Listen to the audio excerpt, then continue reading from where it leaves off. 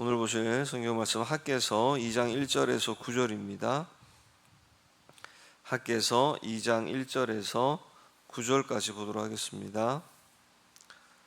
일곱째 달 곧 그 달 21일에 여호와의 말씀이 선지자 학개에게 임하니라. 이르시되 너는 스알드엘의 아들 유다 총독 스룹바벨과 여호사닥의 아들 대제사장 여호수아와 남은 백성에게 말하여 이르라. 너희 가운데에 남아있는 자 중에서 이 성전의 이전 영광을 본 자가 누구냐? 이제 이것이 너희에게 어떻게 보이느냐? 이것이 너희 눈에 보잘것없지 아니하냐? 그러나 여호와가 이르노라. 스룹바벨아 스스로 굳세게 할지어다. 여호사닥의 아들 대제사장 여호수아야 스스로 굳세게 할지어다. 여호와의 말이니라. 이 땅 모든 백성아 스스로 굳세게 하여 일할지어다. 내가 너희와 함께하노라. 만군의 여호와의 말이니라.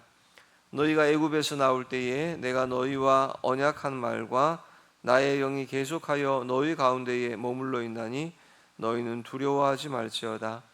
만군의 여호와가 이같이 말하노라. 조금 있으면 내가 하늘과 땅과 바다와 육지를 진동시킬 것이요 또한 모든 나라를 진동시킬 것이며 모든 나라의 보배가 이르리니 내가 이 성전의 영광이 충만하게 하리라.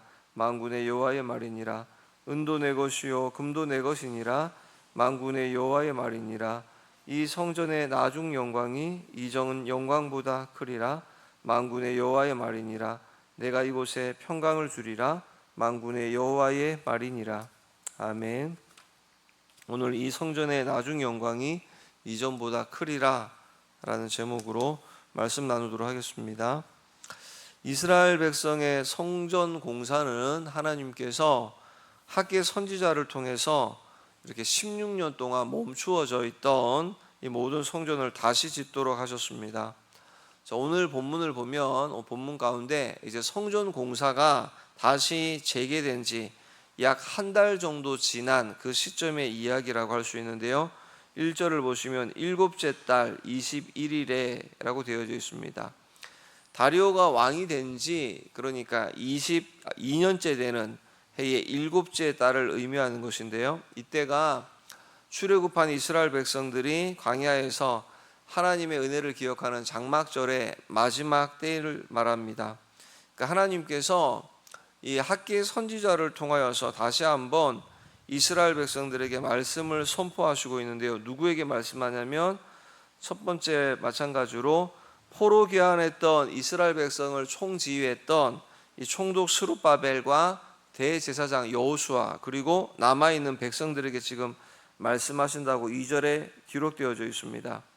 먼저 하나님께서 그들을 향해서 한 가지 질문을 하시는데 그 질문이 뭐죠? 3절에 보시면 너희 가운데 남아있는 자 중에서 이 성전의 이전 영광을 본 자가 누구냐라고 하시면서 질문하십니다.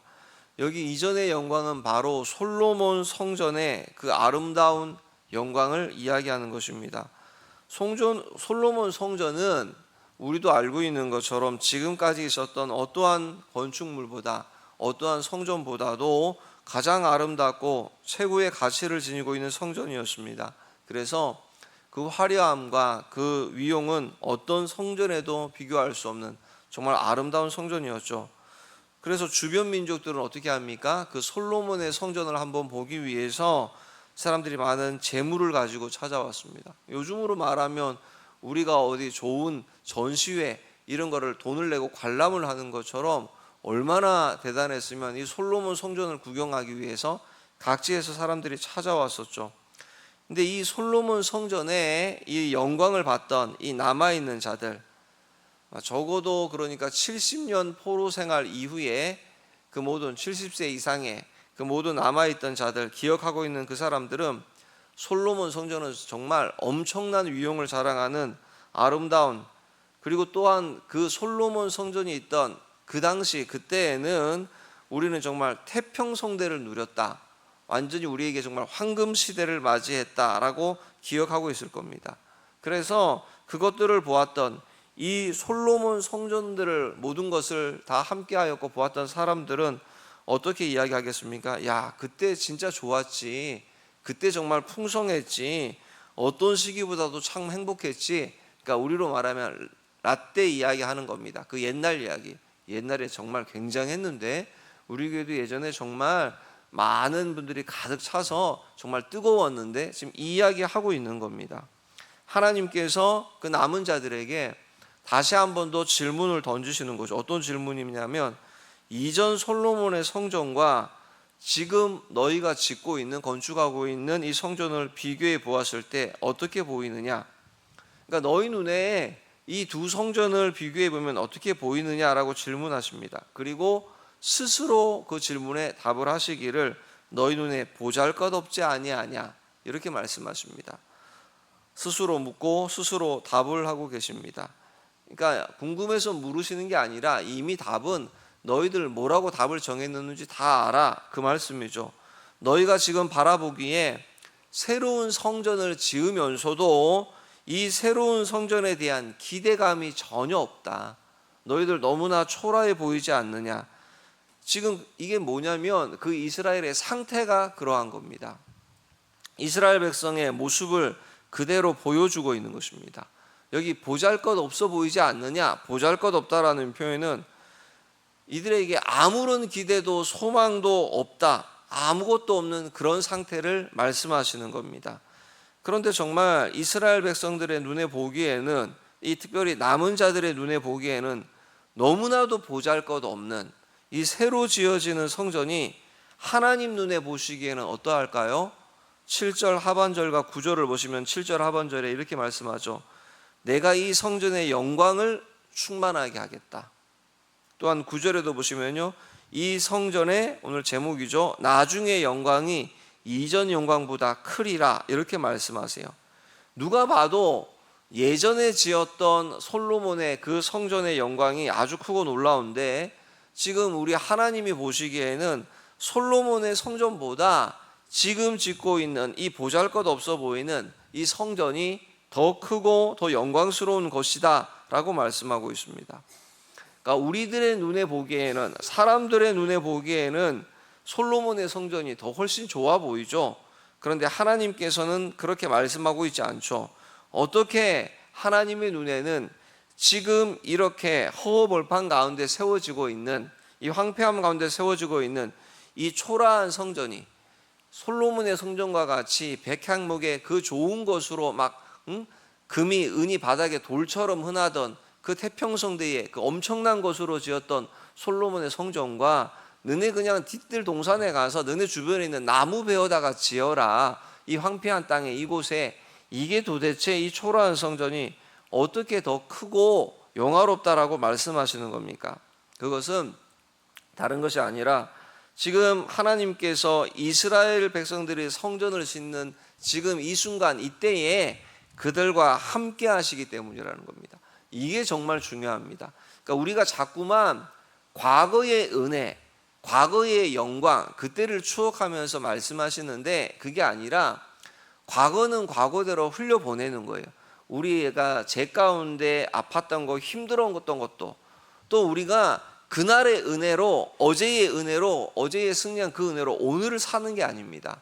오늘은 오늘의 일용할 양식으로 살아가는 것처럼 오늘은 오늘의 은혜로 사는 거예요. 그때가 참 좋았는데, 그때를 생각해보면 나는 그때 정말 열심히였는데, 아우 지금은 나도 옛날만 못하지만 우리 교회도, 저 장로님도 저건 사람도 예전에 정말 대단했었는데, 아니요, 그때가 아니라 지금 그때 나와 함께 하셨던, 우리 교회와 함께 하셨던, 우리 가정에 함께 하셨던 그 하나님께서 오늘 지금 동일하게 함께 하고 계신다라는 거죠. 오늘 지금 나와 함께 하시는 그 하나님께서 어떻게 해요? 너희가 보기에 초라해 보이지만 지금 내가 너희가 짓고 있는 이 성전과 함께 하고 있기 때문에, 그래서 4절 하반절의 말씀 보시면 이스라엘 백성들을 향해서 뭐라고 하시죠? 4절 저 끝에 부분에 보면 내가 너희와 함께 하노라. 하나님께서 이스라엘 백성들과 함께 하시기 때문에 너무나 너희 눈에 보기에 보잘것 없어 보이는 성전 가운데서도 하나님께서 큰 영광을 보겠다라고 말씀하십니다. 중요한 건 우리는 현재 오늘을 살아가는 겁니다. 현재 오늘. 과거의 은혜, 과거의 승리, 그게 무슨 소용이란 말입니까? 지금 현재 내 신앙이 엉망이면 지금 현재 내 모습이 하나님 보시기에 너무나도 정말 아무것도 아닐 수 있다라는 겁니다. 그래서 우리 그런 이야기 하죠. 시작도 좋아야 돼요. 근데 뭐가 중요하죠? 과정도 중요한데 끝이 좋아야 됩니다. 시작은 정말 대단했는데 끝이 이렇게 꼬리로 형편없이 끝나는 경우가 정말 많습니다. 이 정말 우리 한국 교회에 기라성 같은 훌륭한 귀하신 목사님들, 정말 처음에 시작은 교회가 출발은 너무나 좋았는데 끝이 너무나도 안타까운, 이 마지막까지 승수장구하면서 마치 우리 인생이 42.19 마라톤과 같이 끝까지 완주하는 거, 이게 정말 어렵다. 영적인 신앙생활은 더합니다. 처음에 누구보다도 뜨거웠는데 이게 점점 더 깊어지고, 이게 영적인 게 정말 참 희한하죠. 다른 많은 것들은 이렇게 우리 아이가 이렇게 4살, 5살 이렇게 바둑을 이렇게 조금씩 이렇게 이제 배우기 시작했어요. 본인은 다른 것보다 바둑을 하고 싶다고 그래서 그래? 이제 조금 하니까 저는 두지를 못 하는데 저하고 이제 몇 점 깔고 계속 이제 바둑을 두는 거예요. 엄마하고는 막 체스를 두고 막 이제 이런 걸 하는 거죠. 하면 할수록 이게 뭐죠? 자꾸 늘어나죠. 실력이 점점 성장하는 거예요. 좋아지는 겁니다. 근데 이상하게 영적인 건 하면 할수록 깊어지고 그냥 겉으로 보여지는, 교회 나오는 횟수가 많아지고 봉사하는 게 맡은 직임이 많아지는 성장이 아니라 그 속 내면이 성장이 아닌 성숙으로 더 깊어지고 하나님과의 관계가 더 풍성해지고 좋아져야 되는데, 이게 영적인 건, 신앙은 이상하게 자꾸만 퇴보하더라는 거죠. 이게 가면 갈수록 더 깊어지고 좋아져야 하는데 그러지 못하는, 오늘 지금 뭐라고 하나님께서 말씀하시냐면 이스라엘 백성과 함께 하시는 하나님, 그리고 우리와 함께 하시는 이 하나님은 어떤 하나님이냐면 함께 하기 때문에 이전의 영광보다 지금의 영광이, 지금이 앞으로 더 좋을 것이고 더 클 것이다라고 말씀하시는 그 하나님을 뭐라고 성경은 표현하냐면 만군의 여호와, 오늘 4절부터 나옵니까? 4절 맨 하반절에 만군의 여호와, 그리고 6절에도 보니까요, 여기 만군의 여호와가 이같이 말하노라. 7절에도 마지막에 만군의 여호와, 8절에도 만군의 여호와, 9절에도 만군의 여호와, 계속해서 만군의 여호와, 만군의 여호와, 영어로 올마이티라고도 하는데 이 무슨 말이냐면 모든 것을 할 수 있는 전능하신 하나님이라는 뜻입니다. 이스라엘 백성과 함께 하시는 하나님은 만군의 여호와 하나님, 모든 것을 할 수 있으신, 능력이 있으신 전능하신 하나님이라는 거죠. 그 하나님께서 어떤 일을 하셨습니까? 하고 계십니까? 6절 보시면요, 만군의 여호와가 이같이 말하노라. 조금 있으면 내가 하늘과 땅과 바다와 육지를 진동시킬 것이다. 그리고 7절에서요, 모든 나라를 또한 진동시킬 것이며 모든 나라의 보배가 이르리니, 그리고 8절에서 은도 내 것이며 금도 내 것이라. 그러니까 온 우주 만물을 다스릴 수 있는, 모든 열방을 다스릴 수 있는 능력이 바로 만군의 여호와 하나님께 있다라는 것입니다. 은과 금을 가지신 분도 하나님이시다. 그분이 지금 함께하고 있기 때문에 어떻게 해요? 이전의 그 영광보다 지금의 이 영광이 이전보다 훨씬 더 크다라고 우리에게 말씀하시는 겁니다. 그러니까 만군의 여호와 하나님, 그분께서 우리와 함께 하실 그때에 우리 눈에 보기에는 이걸로 뭐가 되겠어? 너무 초라해 보이는 것 같은 이 성전이, 이 공동체가 그 어떠한 공동체보다도, 그 어떠한 성전보다도 아름답고 영화로운 공동체가 될 것이다 라고 말씀하죠. 5절을 다시 한번 보시면요, 하나님께서 학개 선지자를 통해서 이렇게 말씀하죠. 너희가 애굽에서 나올 때에 내가 너희와 언약한 말과 나의 영이 계속하여 너희 가운데 머물러 있나니 너희는 두려워하지 말라. 너희와 함께하는 그 하나님은 뭐죠? 너희와 단 한순간도 떠난 적이 없다라고 말씀하시는 겁니다. 출애굽기 29장 45절부터 보면 하나님께서 내가 이스라엘 자손 중에 거하여서 그들의 하나님이 되리니 그들은 내가 그들의 하나님 여호와로서 그들 중에 거하려고 그들을 애굽 땅에서 인도하여 낸 줄 알리라. 그들 중에 거하려고. 그러니까 나는 그때부터 지금까지 단 한 번도 너희 곁을 떠난 적이 없다. 모세에게 그 하나님이 너를 보내신 사람이 누군데, 보내신 분이 누군데 나는 스스로 있는 자라고 당신의 이름을 알려주시죠. 그분께서 한 번도 그때부터 너희 중에서 떠나신 적이 없다. 앞으로도 너희 곁을 떠나지 않고 너희와 함께 할 것이다 라고 분명히 말씀하고 있습니다. 오늘 우리에게 임마누엘로 하나님의 성령께서 우리 가운데 함께 하시는 것처럼 하나님은 우리가 고통당하는 또 여기 애굽과 같은 세상의 포로로 있을 그때에도 떠나지 않으셨다라는 거죠. 40년의 그 고난 가운데 광야길을 걸어갈 때에도 한순간도 우리 곁을 떠나지 않고 늘 동행하셨다라는 거예요. 그러니까 주님은 떠나신 적이 없으세요. 시편 기자가 노래할 때 너무나 답답하니까 인간적인 마음에 하나님 어찌하여 나를 버리십니까? 어찌하여 내 기도를 듣지 아니하십니까? 어찌하여 침묵하고 계십니까? 답답한 마음에 나를 떠나신 것처럼 안타까운 마음에 너무나도 고통스러운 가운데 신음하면서 그렇게 기도하지만 하나님께서 우리 안에 떠났다가 너 요즘에 열심히 안 해. 다시금 우리 안에 들어오셨다가 너 요즘에 다시금 좀 아닌 것 같다. 다시 또 성령께서 나가셨다가 그렇게 하시지 않습니다. 뭐죠? 우리가 모르는 거예요. 우리의 죄 때문에 우리의 시선이 우리의 마음의 생각이 온통 정욕적인 거, 이 생의 자랑, 안목의 정욕 여기에 다 가 있으므로 늘 우리와 함께 하시는 하나님 늘 언제나 함께 계셨는데 우리가 모르는 거죠.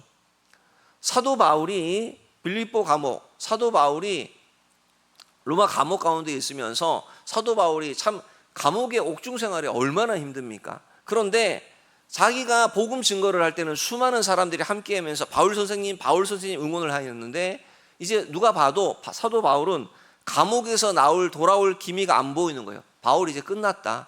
이제 저기서 끝났다. 그러면서 점점 바울을 찾아오는 사람들이 하나둘 줄어들었습니다. 이제 옆에서 디모데가 이렇게 오네시모 종이 이렇게 막 공개를 하고 섬기고 하지만 다 떠나가고 인간적인 마음에 바울이 너무 외로웠는데 바울이 나중에 보면 오히려 너무나도 기뻐하면서 감사하면서 하나님께서 이 내 주변에 나를 칭찬하고 돕고 격려하던 사람들을 싹 치우고 나니까 그때부터 어떻게 해요? 그 감옥 안에 이전부터 나와 함께 하시던 그 하나님이 비로소 보이더라는 거예요. 떠나신 적이 없이 항상 함께 하셨는데 우리가 자꾸 다른 곳에 시선을 두면서 항상 나와 함께 하시던 그 하나님을 놓치고 있다라는 것입니다. 뿐만 아니라 더 이상 회복할 수 없을 것 같은 더 이상 앞으로의 미래를 기대할 수 없는 현 상황 가운데서도 우리 곁을 떠나지 않으시면서 함께하고 계신다라고 말씀하고 있는데요. 그래서 학개 선지자가 이스라엘 백성 가운데 뭐라고 말합니까? 스스로 굳세게 할지어다. 스스로. 4절을 보면 학개는 먼저 이들을 포로기한 때 인도해낸 지도자 스룹바벨을 향해서 그리고 여호수아 대제사장에게 그리고 남아있는 이스라엘 백성들에게 총 3번이나 스스로 굳세게 하라라고 선포하고 있습니다.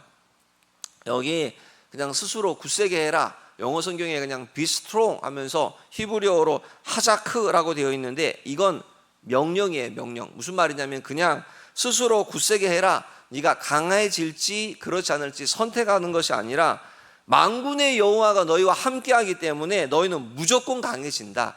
강해질 수밖에 없다. 이미 강해졌다. 이 말씀을 하시는 겁니다. 우리는 연약한데 부족한데 만군의 여호와 하나님께서 우리와 함께 하시기 때문에 이미 강한 줄로 믿습니다.